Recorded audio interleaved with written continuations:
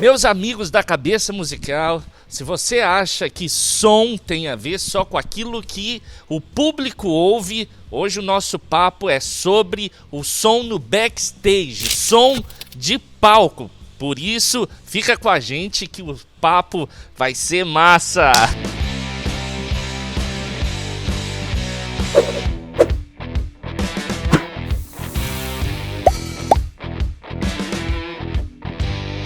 Rodrigo, obrigado, meu amigo, por abrir as portas dessa casa linda. Pô, Cabeça, que privilégio receber vocês aqui. Vocês são parte dessa história aqui também, né? Que coisa boa, meu amigo. A gente fica muito à vontade e sem dúvida, batendo esse papo contigo, tá bom?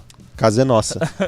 Meu amigão, o papo é sério, porque sempre quando se fala de áudio, claro que é natural que tem essa mentalidade que daquilo que o público está ouvindo. É natural isso.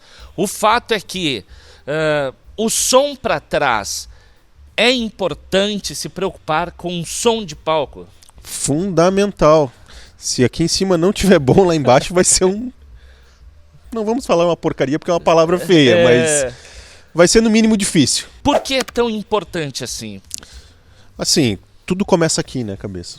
Então, se o músico não tá à vontade para tocar, vai refletir lá embaixo. É o ponto que eu acho principal, cara. Então, assim, o primeiro passo ele tem que estar à vontade com o que está acontecendo aqui. Então, pô, se dá para ter um cubo legal para ele, a gente vai ter. Se dá para ter um instrumento legal, a gente vai ter um fone, algo.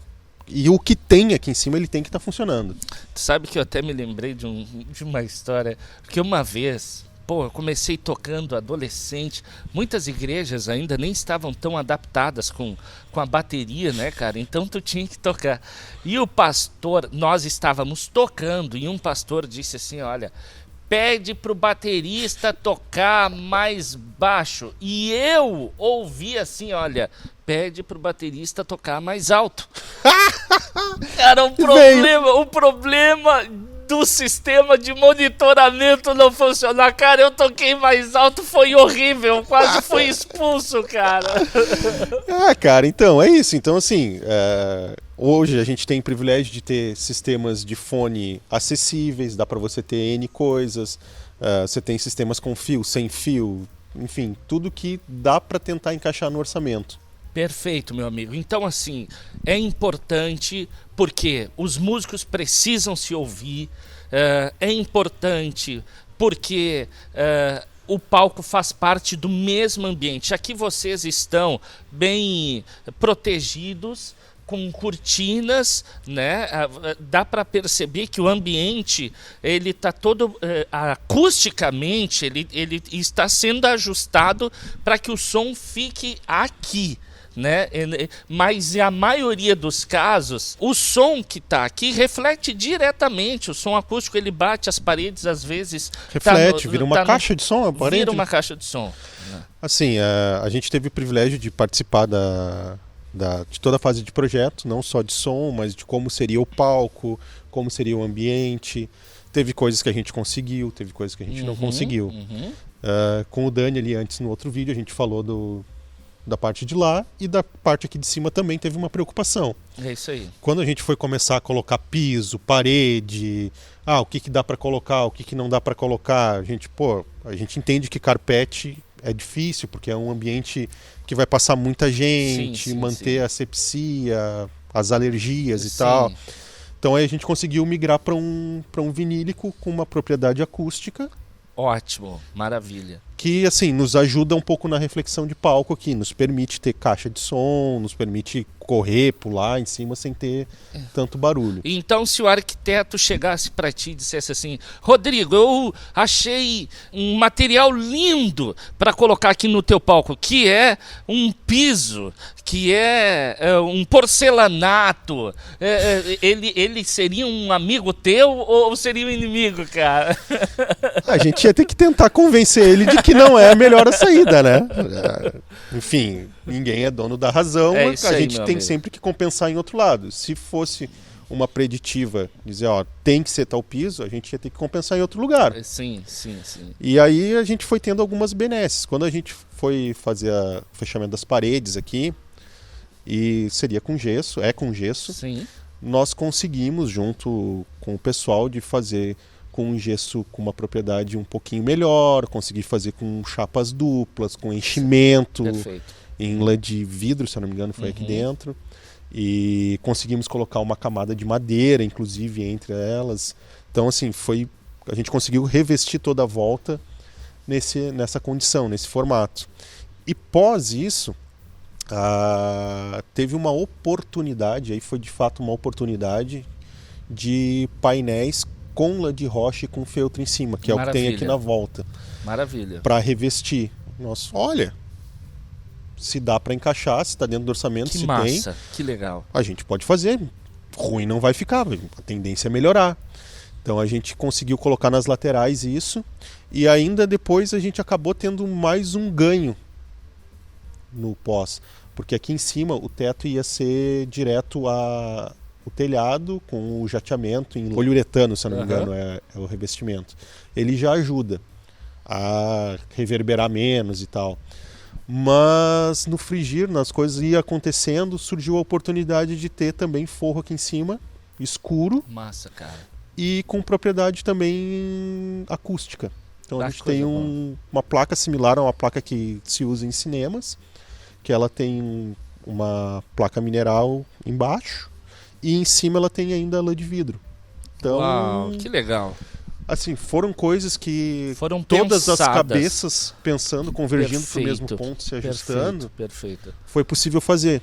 Que coisa boa. É tão importante isso, porque tem esses pontinhos, tipo assim, tem aquele ruído, aquela sobra, né? Que daqui a pouco ela encontra uma cortina, ele vai encontrar um ponto que vai matar aquele ruído, já te resolveu um problema. Aqui eu tô vendo que ele é um piso, aqui é um concreto aqui em cima, né? Sim. Mas o que acontece, e fica a minha dica, meus amigos, muitas igrejas, o palco é feito de madeira, e daí tu coloca o bumbo em cima do palco de madeira e tu toca aquele grave, e aquele palco que é oco, né?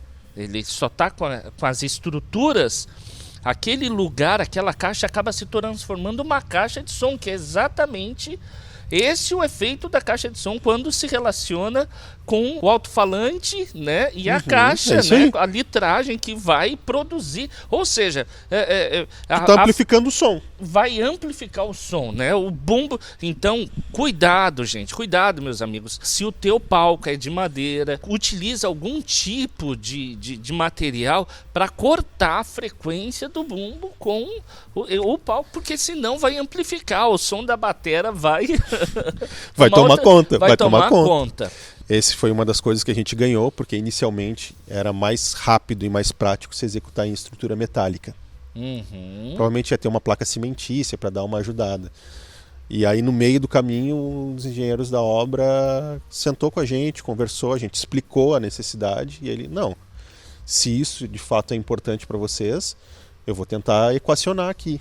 Então a equipe toda jogou junto, né? Ah, coisa boa. Coisa boa, meu amigo. É fundamental. O arquiteto jogou, o engenheiro perfeito. Os diretores aqui, os pastores que estavam junto, participaram da ideia. Não foi uma decisão pensada só no meu lado técnico. Porque o meu lado técnico, obviamente, vai querer sempre pender para o meu lado. Mas a gente está num contexto de ambiente que é a igreja. E tem que se cumprir a função de ser igreja. Ah, mas coisa boa. Que bom que as decisões foram tomadas pensando num todo, né, meu amigo? Até porque a gente tem que... Quem é apaixonado por música e o técnico também, só o técnico de áudio, se deixar, isso vira um estúdio também. Precisa de um arquiteto para deixar bonito, né, meu amigo? Ah, sem dúvida. Não, precisa de uma combinação, né? Precisa somar os fatores, né? Então, quando a gente tem uma equipe que joga junto, pô... excelente. Permite a gente poder ter cubos, permite a gente poder ter um instrumento acústico. Perfeito. Porque assim, a gente tem que entender também que aqui em cima, ao mesmo tempo que a gente tem um lado de servo que está servindo a causa aqui, pô, tem alguém que quer se sentir confortável, tem uma arte em si, certo. Tem uma alma de artista ali em cima. Perfeito, que coisa boa isso. Que a gente tem que dar o mínimo possível para que ele consiga se expressar. Então... a soma de tudo isso permitiu que a gente possa seguir nessa linha. Que coisa boa. Quando as pessoas perguntam assim, por que é tão importante pensar no palco de forma individual? Eu sempre lembro que inúmeras vezes nós vendemos o PA para muitas igrejas e aquele impacto que deveria ser assim, uau, nós estamos com PA novo, subimos o line, abrimos som, já tem volume e tal. Ele é ofuscado por um som de palco que ainda não está ajustado. Sabe, meu amigo, já teve situações que os retornos estão muito altos ainda, sabe? Ainda tem muita sobra de ruído. Às vezes, eu sempre digo, se o teu guitarrista comprou um super cubo, ele é um cara maravilhoso, ele investiu grana. Se o teu baixista comprou um super cabeçote, ele é um cara maravilhoso, ele investiu muita grana para aquilo, mas às vezes muito volume, sabe? Então, a desorganização sonora dessa parte de cima ofusca completamente a parte da frente. Seria isso também, meu amigo? O que tu me diz? Não, sem dúvida. Um palco com muito volume, ele perturba. Sim. Perturba. Sim. Não só a vida do técnico, mas quem senta aqui na frente e tal, é o primeiro a receber o impacto. É isso aí. A gente sempre tenta trabalhar em conjunto com o pessoal, explicando a real necessidade, o que precisa. Olha, beleza, você queria tocar com o volume no talo, mas talvez aqui não seja o ambiente para isso. Sim. E assim, a gente tem o privilégio de ter uma equipe de musicistas que entenderam o seu propósito. Perfeito, que coisa boa. E agora, falando especificamente técnica, em questão de palco, sim, a gente tem que ter uma preocupação em posicionar no lugar certo, em ver o que encaixa naquele cenário. Porque assim, cara, seria lindo ter um cabeçote aqui de baixo com 8x10 e um quinzão embaixo. Nossa! Aquele frigideira gigante. Pô, a guitarra com 4x12. Cara, legal, mas olha, tá, não é um palco tão pequeno, mas faz sentido. É isso aí, meu amigo. A gente tá num ambiente fechado, onde tu pega um domingo de manhã aqui, tu tem pessoal um pouco mais velho. É isso aí.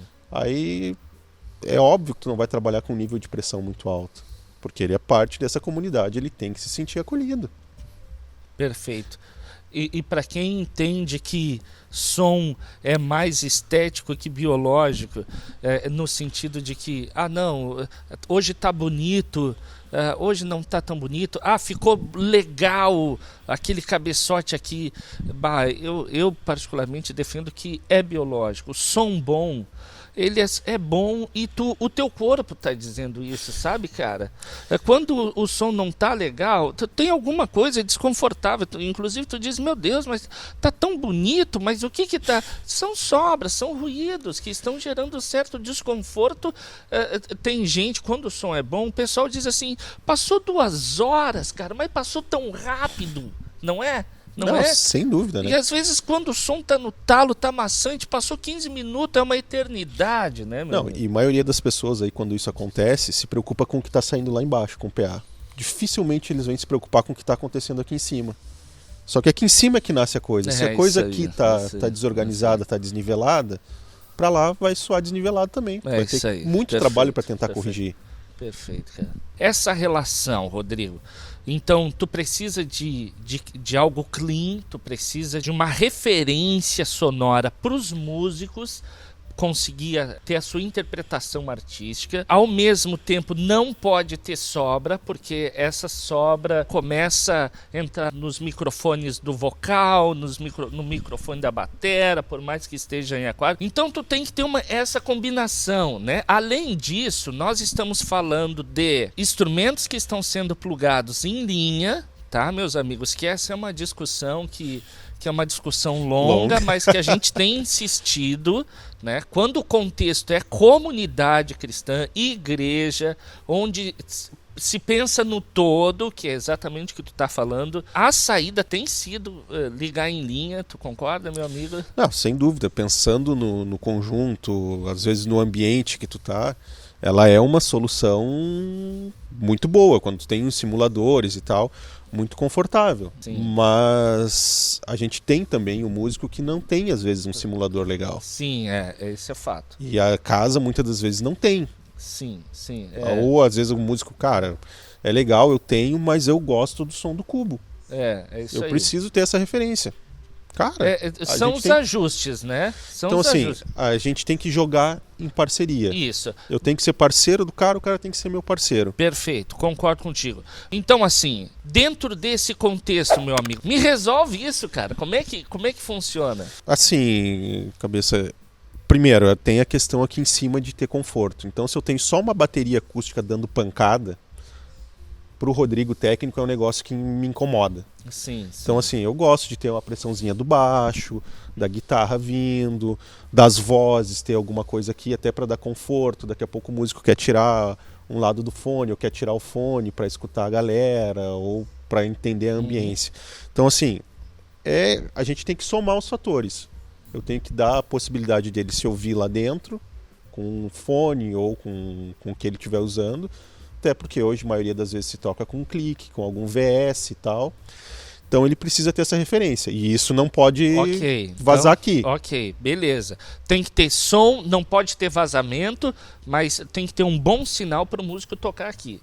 Perfeito. Mas eu gosto da expressão batera, mesmo com um bom sistema de monitoramento, mesmo cercado de um bom aquário, segura a mão. Eu falo sempre isso. Isso, tu concorda, meu amigo?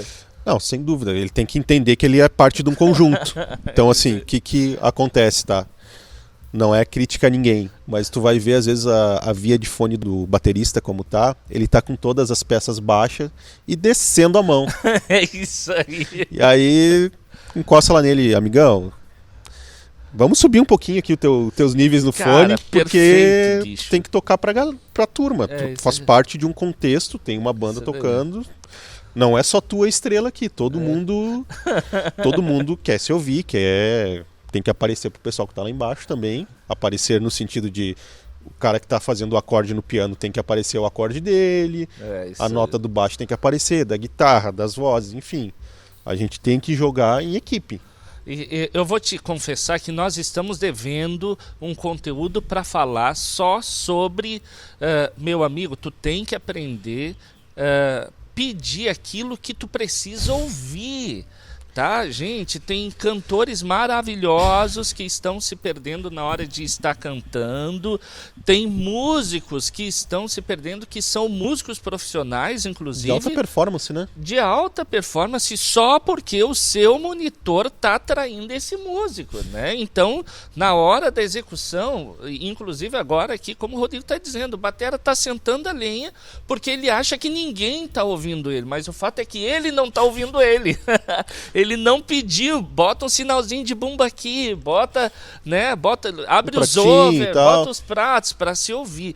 Na medida que tu tá ouvindo, prova disso que os grandes shows, os grandes batera, eles estão tocando lá, às vezes tocando para 100 mil pessoas no estádio, tocando com a mão leve, porque ele tá se ouvindo bem, né? É o princípio de tudo, né? O fundamento. Se a tua origem é boa, o resultado final, a tendência é que seja boa, a menos que alguém lá no meio do caminho perturbe. Mas a intenção é que se mantenha a cadeia, né? Esse é um dos elos. Bah, que lindo isso, cara. É isso daí. Tá, e na hora de mais instrumentos acústicos, assim, como é que tu dá uma segurada? O batera tu pediu para segurar a mão. E os demais, assim, meu amigo? Tu vai ajustando, vai colocando no lugar certo do palco? Não, sim. Aí rola um mapeamento totalmente diferente da celebração padrão, né? É isso aí. Aí eu começo, enfim, a gente mapeia quais são as maiores pressões e potências sonoras e beleza, esse aqui a gente pode colocar por aqui, esse aqui é melhor talvez a gente tirar em linha para atender, para não perturbar muito, porque às vezes acontece, tem um cello aqui do lado, eu não posso ter um cubo de baixo com um cello ou com um contrabaixo acústico ali do lado.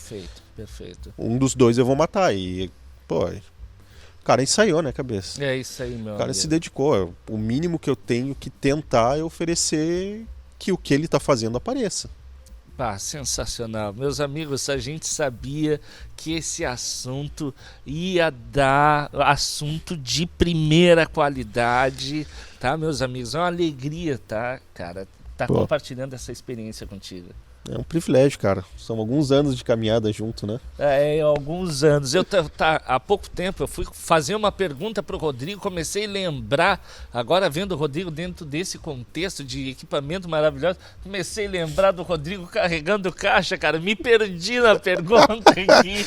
Nem sempre foi assim, Rodrigo. Nem sempre, cara. Nem sempre. Alguns trabalhos passamos juntos, né? É isso aí, meu amigo. Que alegria, cara. Rodrigo, meu querido, mais uma vez, muito obrigado de coração, tá? Nos enriqueceu, deixou o nosso canal mais rico, cara, aí, cara. Que privilégio estar com vocês e fazer parte dessa história aí. Coisa Como boa. a gente já tinha falado há um tempo, a gente sempre teve o sonho de fazer alguma coisa junto do zero. É verdade. E eu acho que esse foi um projeto que a gente conseguiu construir ele, sensacional. não a 4 mãos, mas a 8, a 10 mãos, verdade. com todo mundo somando para esse lado. Que lindo isso, cara. E a gente enxerga, né, em vocês, os nossos parceiros, quando a gente pensa em soluções de áudio e vídeo e iluminação. Cara, obrigado de coração, tá, meu amigão? Tá, obrigado. Meus amigos, por favor, vocês são parte integral desse nosso projeto, que é o canal da Cabeça Musical no YouTube. Por isso, meus amigos, recomenda lá pro teu amigo, não se esquece de se inscrever, né? Deixar o teu like, deixa o teu comentário, que tu é parte integral desse projeto. Um grande abraço, fica com Deus e até a próxima. Valeu!